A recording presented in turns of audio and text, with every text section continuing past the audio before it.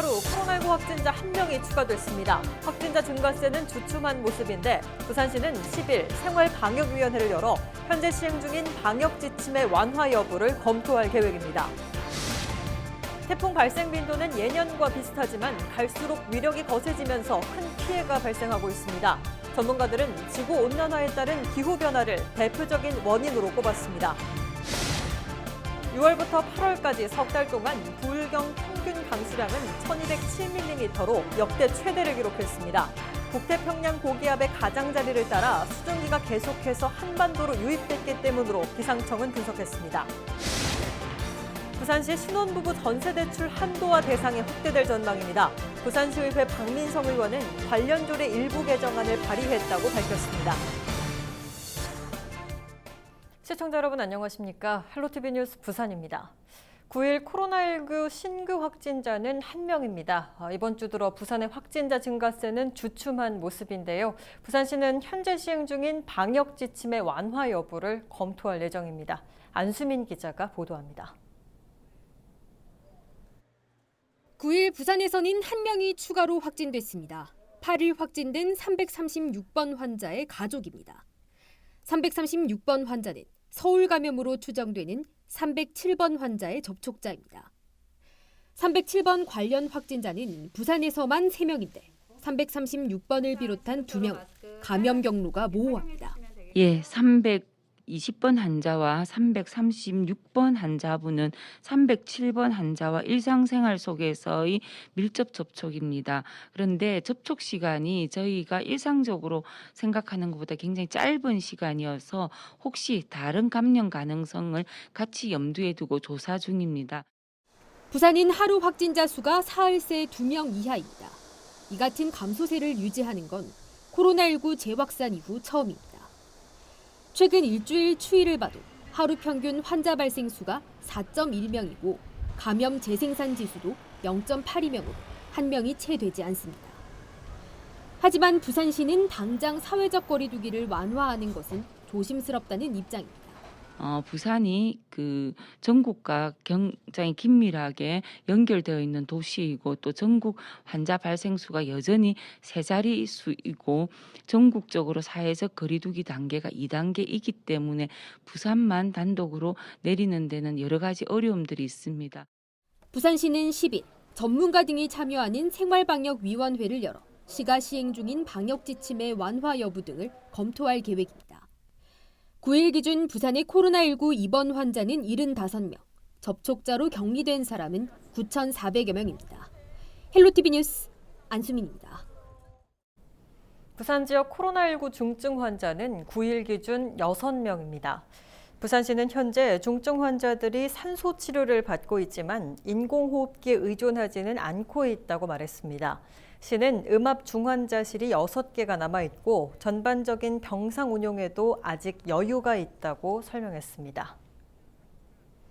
태풍 하이선은 올해 한반도에 불어닥친 4번째 태풍입니다. 태풍 발생 빈도는 예년과 비슷하지만 위력이 갈수록 거세지면서 큰 피해를 낳고 있는데요. 전문가들은 이 역시 지구온난화에 따른 기후변화를 대표적인 원인으로 꼽았습니다. 보도에 홍승현 기자입니다. 세차게 몰아친 강풍에 유리창이 산산조각 났습니다. 장대처럼 쏟아지는 폭우에 도로는 물바다가 됐습니다. 집중호우를 이기지 못한 산비탈이 그대로 무너져 내리면서 주차장 차량을 덮칩니다. 이렇듯 삽시간에 큰 피해를 낳는 태풍. 최근 몇 년 새 우리나라에 접근하는 태풍이 크게 늘었습니다. 지난 30년간 한반도로 향한 태풍은 한 해 평균 3.1개. 그런데 지난해에는 무려 7개의 태풍이 한반도에 영향을 미쳤습니다. 국내 기상관측 이래 가장 많은 기록입니다. 작년처럼 7개, 올해도 4개네요. 한 해를 두고서 우리나라의 태풍이 무지무지 많이 늘어났다 이렇게 단정적으로 말하기는 어렵지만 태풍이 우리나라까지 접근하는 접근 횟수가 늘었고 그다음에 세기가 강해졌다 이렇게는 볼 수 있어요. 문제는 태풍의 수보다 위력이 갈수록 세진다는 점입니다. 최근 10년간 한반도에 영향을 준 태풍의 절반은 초속 44m를 넘는 강한 바람을 동반했습니다. 여기에 올해는 태풍 바비에 이어 마이삭과 하이선까지 불과 열흘 만에 3개가 잇따라 한반도를 덮쳤습니다.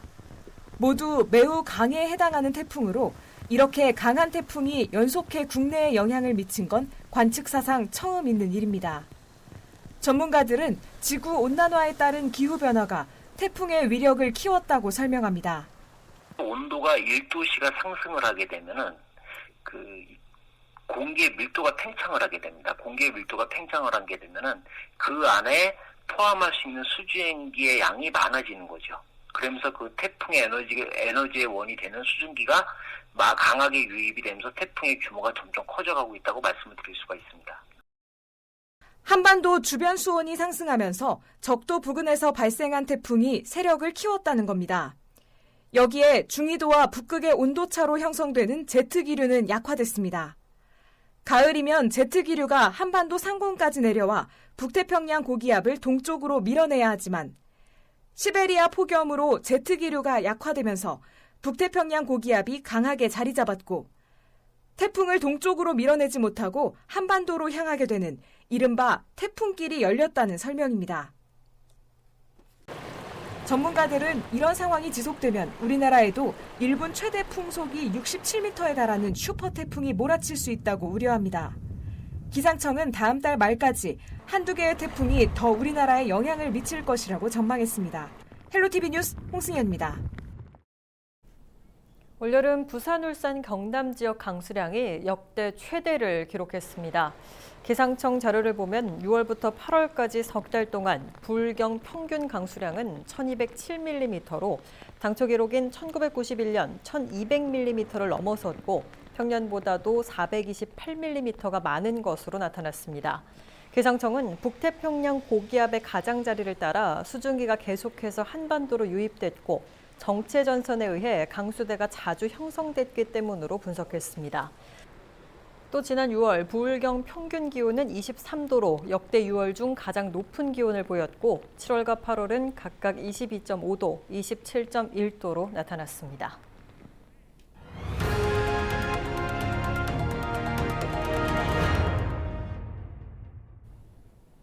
올해 5월 경남 창녕에서 국민들을 분노하게 만든 아동학대 사건 기억하실 겁니다. 아동학대는 씻을 수 없는 상처로 남지만 적절한 보호를 통해 흔적이 조금이나마 아물 수 있다고 하는데요. 지역마다 아동학대 전담 인력 확보가 관건입니다. 김한식 기자가 보도합니다. 지난 5월 29일 경남 창원의 한 편의점으로 들어오는 여자아이. 눈 주변은 물론 온몸에 멍이 들었고 화상까지 입었습니다. 부모로부터 학대를 받아왔던 아이는 아동보호시설에서 보호를 받으며 치료와 심리적 안정을 찾은 뒤 안전한 곳에서 생활하고 있습니다. 이처럼 학대에 노출된 아이들은 적절한 치료 등을 통해 그 아픔을 조금이나마 씻어낼 수 있습니다. 신체적, 심리적 유증이 있을 수 있기 때문에 심리검사를 신속하게 진행하고 결과에 따라 아동에게 필요한 심리치료를 진행해야 됩니다. 그리고 지속적인 사례관리를 통해서 재학대를 예방할 수 있도록 해야 합니다. 이처럼 매년 끊이지 않는 아동학대에 신속하게 대처하기 위해 정부는 관련 업무를 지자체로 이관했습니다. 이에 따라 각 지자체는 오는 2021년까지 관련 부서를 신설하고 최근 3년 평균 신고 50건당 1명을 배치해야 합니다. 지난 2016년부터 3년 동안 신고 건수를 분석해 봤더니 부산 진구는 평균 285건으로 부산에서 1위, 가장 적은 곳은 동구 46건으로 나타났습니다. 하지만 부산 지역 16개 구군 가운데 전담 인력 배치를 끝낸 곳은 영도구와 동구, 기장군 등 4곳에 불과하고 나머지 지자체는 늦어도 11월까지 배치를 마무리한다는 계획입니다. 또 해운대구는 내년 1월 1일 조직 개편과 함께 필요 인력 5명을 충원할 예정입니다. 부산 진구도 전체 6명 가운데 3명은 배치했지만 나머지 3명에 대한 충원은 지지부진되고 있습니다. 전담 인력 배치가 늦어질수록 학대받는 아동들에 대한 보호가 늦어질 수 있는 만큼 추가 인력 충원이 절실하다는 지적입니다.